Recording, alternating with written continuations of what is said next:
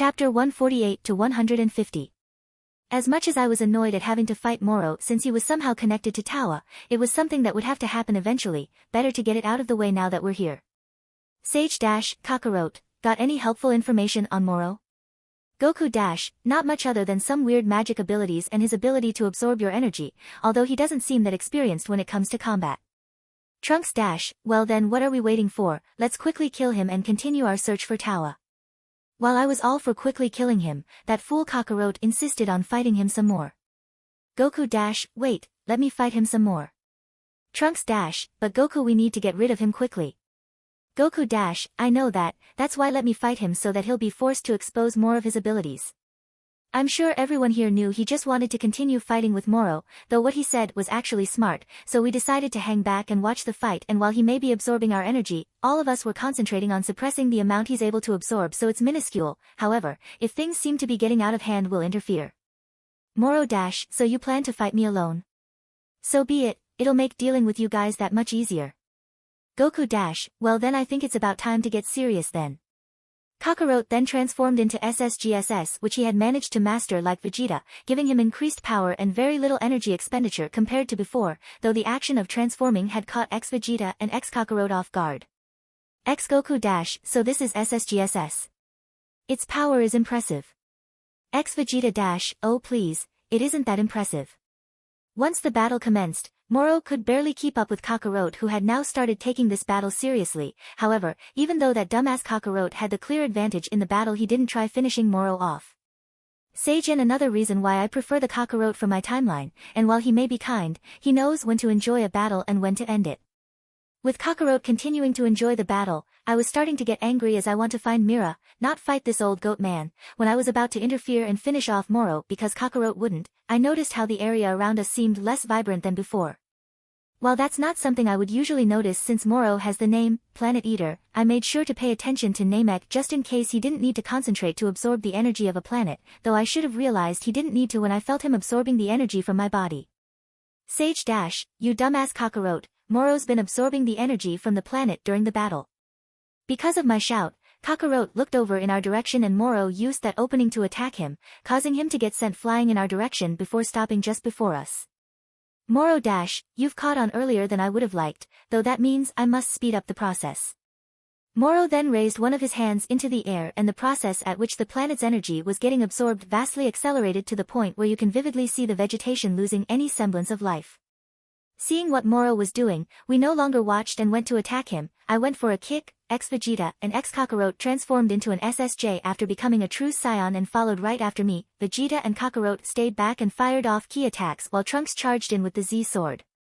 The moment I arrived in front of him, my foot was mere millimeters away from hitting his jaw, but right before it did, a small portal formed in front of my foot, and as I was already too far deep into the kicking motion to stop, my foot went into the portal and came out from another portal, hitting ex-Kakarot into the distance. I quickly pulled my leg back and fired a few key blasts to force Moro to block them while allowing ex-Vegeta and Trunks an opening to attack, but just like previously, portals appeared before every key blast, sending them back at me from all directions, though it did allow ex-Vegeta and Trunks to get close to him. However, when they attacked him, Moro suddenly flashed behind them, grabbing onto their necks before pulling out all of the ki in their bodies, causing them to instantly collapse onto the ground unconscious. While holding onto the spheres of ki, Moro stuffed them in his mouth, and the moment he did so, you could see him visibly gain his youth back. Though he didn't gain all of it, he still looked much younger than he previously did. Moro ha, this feels great, I haven't felt this young in a few million years. It looks like it's only a matter of time before I reach my prime now. Sage TSK, damn it. His power had increased by a considerable amount, but the real problem was that with the increase in his strength, his ability to absorb energy increased as well. If things continue like this, he will eventually reach his prime while we all get exhausted of our ki. Ex-Goku Sage, what happened to ex-Vegeta and Trunks? Sage Moro managed to absorb all of their ki, we need to get them out of here, they can't fight anymore. Vegeta easier said than done, with Moro hovering over their bodies, he's just waiting for us to do something like that and attack us while we can't defend. Goku but how do we get past his weird abilities? Whenever we attack him, he'll absorb our energy. Majin Buu can help. With the sudden arrival of someone new, we all look over and find Majin Buu standing beside Moro, who has been self-absorbed about himself this entire time, though Buu's arrival didn't go unnoticed by him. Moro-HM, Majin Buu, you've changed since the last time I've seen you, but it doesn't matter, I can sense you have a plentiful amount of energy, how about you give me all of it? He tried absorbing Buu's energy, but that proved futile when Buu retaliated with his own magic beam, which had actually managed to injure Moro. Majin Buu then reached down grabbing a hold of Vegeta and Trunks before teleporting beside us and laying them down. We were surprised why he was even here, but we didn't care much about that. Sage dash, so then Buu, how can you help us? Majin Buu dash, you make Buu scared, Buu don't want to talk with you, you do it. We were confused who he was talking to, but seeing Majin Buu's pink skin morph into another fat person that looked like a Supreme Kai gave us the only answers we needed. Sage dash, Grand Supreme Kai. All of us were surprised about seeing the Grand Supreme Kai still alive, though with him somehow being connected to Majin Buu still, I guess that means he never did fully absorb him. Goku dash, Grand Supreme Kai. Kaioshin had told me you were killed by Majin Buu, how are you still alive? GSK dash, I wouldn't mind telling my story, however, this doesn't seem to be the best of times considering Moro has managed to escape and regain some of his power I sealed away. We then focus back on Moro whose face is filled with anger while looking at GSK, if I had to guess, I'd say they had some kind of history together. Moro dash, so, after all these years GSK you're still alive, that's great, now I can personally get my revenge for having my magic power sealed away. Moro then charged right at us while throwing magic attacks. GSK dash, since Moro still hasn't regained his full power, I'll still be able to counter his magic attacks, so while I do that you guys defeat him. We all nodded while powering back up and charging right at him, and when Moro's magic attacks were about to hit us, they got blocked by GSK's magic attacks that came from behind us. Knowing that GSK has our back, we stopped worrying about Moro's magic and focused right on Moro. Sage dealing with Moro shouldn't be too big of a deal, without his magic he isn't anything special. Just like what I had thought, with all four of us teaming up against him while his magic was being cancelled out by GSK, we made quick work of him, and within 2 minutes he was already kneeling over gasping for air, while also being covered in severe injuries. Moro dash, this wasn't what was supposed to happen. I was supposed to return to my prime and stand atop the universe, that was my goal. This wasn't how she said things were supposed to play out, she lied. Sage dash, stop whining, you've lost fool, and besides the outcome wouldn't have changed even if you had regained your prime. Grabbing him by the neck and lifting him up, I was about to kill, but I didn't plan on trying to disintegrate him using any key attacks as I didn't want him to pull some super secret move or something where he manages to absorb my attack and get stronger, it'd be annoying having to beat him up again. Goku dash, Sage, what are doing? Sage dash, giving him a nice massage, what does it look like I'm doing, I'm about to kill him. I could already tell Kakarot was about to give me a lecture about why I should spare Moro blah blah, and I didn't bother listening to his nonsense. Using my free arm, I aim my hand right where Moro's heart is and stab my hand straight through his chest while grabbing a hold of his beating heart before my hand exited from his back. Moro dash, hee, so this is my end, pathetic. When I no longer sensed any life from him, I yanked my arm out, threw his corpse into the sky, and launched a galactic burst at it, causing his entire corpse to be disintegrated when they collided. I also destroyed his heart as well, better safe than sorry. Goku dash, you didn't have to do that Sage, we could have locked him back up in prison. Sage dash, you're right about that, how about this, if you ever manage to defeat me, you'll decide whether our enemies get to live or not, but until that day comes, I'll deal with them as I see fit. I could tell Kakarot wasn't too pleased with me, but I didn't care what he thought as I'm not about to let a powerful magic user who can absorb energy to strengthen himself roam freely if I can stop it, same with 21, however, I don't have much confidence in being able to truly kill her, though defeating her should be reasonable. Arriving next to Vegeta and Trunks who had awoken towards the end of the fight, I sit down next to them and hand them a few of Nala's senzu beans that I luckily had in my pocket this time before leaving. Trunks dash, well that was quite embarrassing but at least Moro's been taken care of, now we can fully focus and Tawa. Vegeta dash, tch, that was disgraceful for a warrior. Sage dash, I'll agree with you on that, though now we can focus on the more important thing to deal with, Tawa. While Trunks, Vegeta, and I were discussing about Tawa, the inhabitants of this planet started appearing on the horizon. When the Namekians got close they quickly arrived near both Kakarots and started showing their thanks. However, a portal suddenly appeared in the sky catching everyone's attention. Instantly we all stood up and prepared for another fight, but what we didn't expect was to see Jiren get sent flying out of the portal. He quickly stopped his momentum, but when he did, we got a good look at him and we were surprised at his condition, as he is covered in heavy injuries and barely had any ki left. Goku dash, Jiren. Kakarot's shout caused Jiren to look over at him before looking all around. Jiren dash, Goku, what are you doing here? Vegeta dash, we should be asking you that question as this is our universe.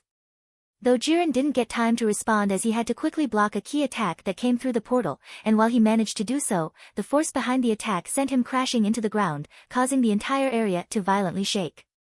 However, before any one of us went to go and check out Jiren, we suddenly sensed an incredibly evil and powerful key, but the thing that shocked me was that I've sensed this key before. Sage-Cumber. X-Goku-Cumber. What the heck was he doing in Universe 10, and why is he here right now? Trunks-Damn it, it has to be Tao's interference, otherwise, how could he just suddenly appear after Moro's defeat? X-Vegeta-TCH, that bitch, always hiding like a coward. Shortly after we had sensed Cumber's key, we saw him step out of the portal looking the same as before, though now he wasn't wearing any shirt and the rune that was supposed to be on his chest had disappeared. When Cumber had fully stepped through the portal, it closed behind him while he was observing the surroundings, though his eyes stopped when he spotted me. Cumber-ha, finally I've found you, I've been searching for you for over a year, and now I can finally fight you again, and now that I'm back in control I'll be able to have a true fight with you. While his words annoyed me as he was a very strong opponent and I just wished to hunt after Tawa, however, a large smile couldn't help but form on my face in anticipation of the fight. Sage, now that my family has been reunited and everything is great, I can now finally fight to my heart's content. Taking off my bracers and storing them in my pockets, I make my way over to Cumber who had landed on the ground while walking past Jiren who had just gotten out of the crater with difficulty, though I didn't look over at him as I was focused on Cumber. Sage-Kakarotes, I suggest you guys teleport all of the Namekians to a different planet, this isn't going to be like the fight before with Moro. X-Goku-ha, Sage is right, we won't be able to provide much help with a battle at this level, let's quickly take all the inhabitants to safety. X-Vegeta-TCH, once again we're too weak. Vegeta-TSK, annoying. Goku-Namecanes come to grab my hand, we need to evacuate from the planet. Trunks-shit, we have to find Tawa or this will never end. Standing still across from Cumber doing nothing as I was trying to buy as much time as possible for the Namekians to leave since once the battle starts I can't be distracted with saving lives. However, Cumber wasn't one to wait for a fight when it was presented right before him, as he quickly launched himself at me with a feral grin on his face with incredible power. Smiling, as well as transforming into an LSSJ, I charge right at him and once we get close we collided against each other, causing the shockwaves to travel across the entire planet shaking it in the process. As we have a power struggle to fight for the victor, I eventually overpower him before coming in closer and kneeing him in the stomach before slamming him to the ground.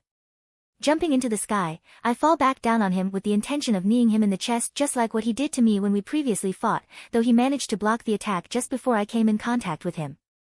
Leaping off him while dodging a key wave from his mouth, I land back on the ground and watch in the distance as Cumber comes rushing out of the ground while laughing like a maniac. Blocking one of Cumber's key hands, I fired several key blasts at him that he promptly blocked before closing in on me while preparing a kick in advance, putting up my arm to block it, but when he arrived right near me he suddenly flashed behind me. Smirking, I quickly covered my back in a thin layer of ki and when Cumber's foot touched my back an explosion went off engulfing both of us in it. Sage, I'm surprised I actually used this technique again, maybe in my free time I can master it. Blowing the smoke away that enveloped the area around us, I saw Cumber standing with minor injuries mainly on his leg, but even so, it didn't affect his combat ability much. Sage dash, come on Cumber, don't tell me this is all you've got, there is no way you haven't gotten stronger since the last time we fought? Cumber dash, ha ha ha, of course, I was just making sure you were still strong, now it's time for the true battle. By the time he finished talking, he had already formed a power ball in his hands and shot it into the sky. Once it reached the perfect altitude in the atmosphere it grew in size and started giving off huge amounts of Blutz waves. Across from me, I could see Cumber had already started the process of transforming into an Oozuru. I debated on whether I should transform but, I eventually decided why not have some fun. Sage, it's been a long time since I've been in my Oozuru state, why not enjoy a battle like that? Smirking, I looked up into the sky as well and I could feel my heartbeat start to violently increase. As I started growing into the Oozuru state I still had my pants on me as they were made to also fit this form, however, my fur was green instead of black like usual since I was still an LSSJ. Sage, it seems like the group finally managed to transport every living being on this planet, that's good as the battle is about to get several times more destructive. Once I had finished transforming, I didn't even get to let out a roar of enjoyment as Cumber's ki suddenly skyrocketed surpassing my full power by a wide margin. Turning serious, I look at him and see he's transformed into an SSJ while also being an Oozuru, pretty much a golden great ape, though I don't know whether I should be worried or excited about fighting him.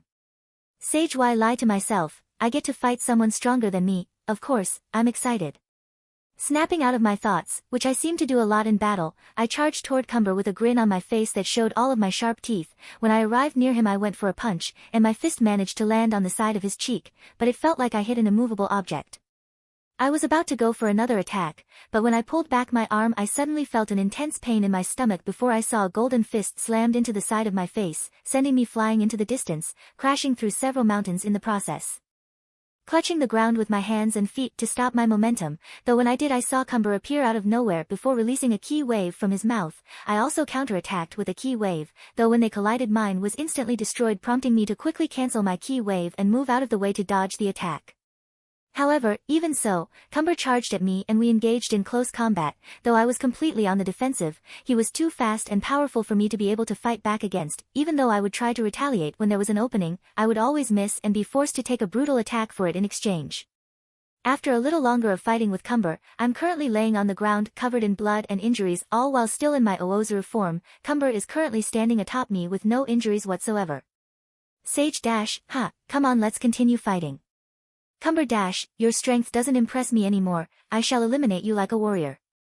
I tried getting up, but most of my bones were broken. However, before Cumber's ki wave reached me, I saw both cockroaches suddenly appear beside me, and the next thing I knew I was in an entirely different area. Sage dash, that was a great fight.